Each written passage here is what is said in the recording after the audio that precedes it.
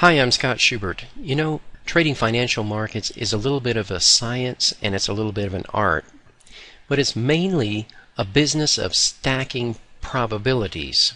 If you can learn to recognize a high probability reason to enter a trade, so that when you enter a trade you're winning a high percentage of the time, and if you just have some basic risk management so that your winning trades tend to be bigger than your losses, then you're going to see an increase in capital. In financial markets, there is one primary high probability reason to enter a trade, and that's because the end of a correction to a trend is forming. Over the years, many different people have been looking at the market and seeing different things, and in the 1930s, a man named Gartley noticed that a certain pattern always seemed to lead to a good opportunity for trading.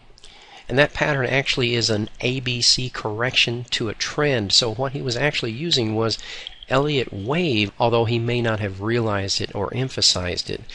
The Gartley pattern is always a correction to a trend. This is a bearish Gartley pattern right here, and over here there is a perfect uptrend and then followed by a correction, and if the correction conforms to certain Fibonacci ratios, then it's identified as a harmonic pattern. By the way, if you don't have this harmonic pattern plugin for MetaTrader, just go to forextradingseminar.com and sign up for our free videos, and we'll send that out to you. But here's the interesting thing. Over the last several years, I've been carefully studying all of the harmonic patterns that come up in the Forex market on all time frames for all different currency pairs. And what I found is that in our trading community, we have identified these points as entries for a trade every time without using the harmonic pattern, because it's always an identifiable end of a correction to a trend. If you know how to employ our system to identify the end of a trend and identify the end of a correction, then you're going to get into these trades every time, whether or not you have this plug-in on your charts that's identifying this as a harmonic pattern. However, I still love to use this harmonic plug-in for MetaTrader because it identifies these patterns for you and shows you automatically that these are the patterns that stand out as having the high probability Fibonacci ratios, known as one of the cataloged harmonic patterns. Here's the Canadian yen daily, which is very interesting that I often look at the Canadian yen not to trade it, but I look at it because it often has very clear patterns, and their patterns seem to conform to the harmonic ratios as well. I use it as a guide to help me to enter trades on other yen pairs and other correlated pairs. And right here you have another bearish Gartley pattern, and again this is a trend over here, and this is an ABC correction that happens to go to 61%, and every time there's a correction to a trend that it may or may not end up at 61 or 78% Fibonacci ratio, but yet we'll still be able to identify it with or without this harmonic tool on there. On the very same pair, on a shorter time frame, on the 30-minute time frame, another harmonic pattern, this time a bearish bat, appeared on here. Interestingly, we didn't get into that trade because we could see that on that pair, when we remove the harmonic tool, we could see that this was actually the end of a downtrend, and so that was not an ABC, and that wasn't the end of an ABC, and it would be a valid bearish Gartley or a bearish bat if it was an ABC correction following a downtrend. And this is why I've tried to explain to many harmonic trading enthusiasts that what we're doing here is actually far beyond simply using the harmonic patterns in the way that they have been studied and cataloged. Here's a pattern on the pound Aussie on the 1 hour time frame. We're able to identify this is a trend over here, that this is a correction, and we're able to identify that this was the end of a correction and an entry for a trade. And as you can see, the market shot up from that point, but what's interesting is that we were able to identify that it was also an entry at that very same point on the Euro Aussie, which didn't have a harmonic pattern in there.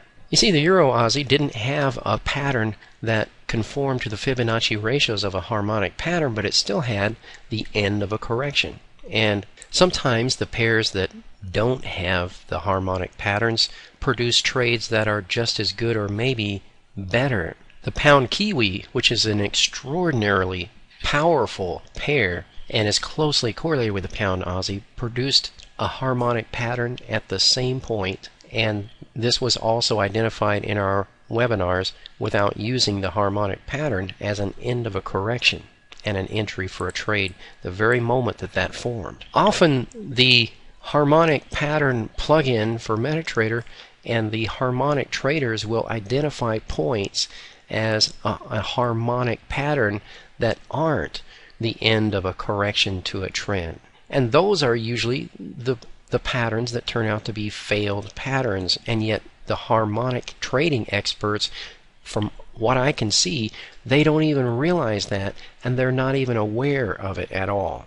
And what is typical, I've noticed, is that they tend to also not know how to identify the point that is the end of the correction and the beginning of the trend to enter the trade. They don't have an actual entry method that is clear for how to get into the trade, and then after getting into the trade they also don't seem to know how to identify the end of the trend. They're not even thinking about whether there's a trend or how to identify the end of a trend after entering the trade, and yet in our community at the end of a correction they will enter a trade and then remain in the trade for the maximum amount of profit and exit at the end of the trend. Traders have all kinds of random, arbitrary take-profit strategies to take profit at a certain target 1 and target 2, but very few people in the entire world seem to know how to exit at the end of the trend. This pattern was identified as a bearish butterfly pattern, and yet it's not following a downtrend. It doesn't occur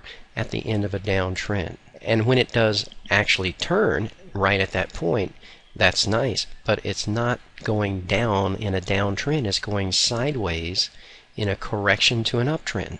So for this to really be a valid bearish butterfly, it would need to be measuring an ABC correction in a downtrend, and that is one of the missing keys that the harmonic traders throughout the world don't seem to get. So once more and more people discover this, then they will be turning more towards our view of how to trade, and especially you will see many more people around the world developing more and more enthusiasm for the work that we have done to perfect the art of identifying the end of a trend and the end of a correction in order to enter a trade at the end of a correction and the beginning of a trend, and exit a trade at the end of a trend.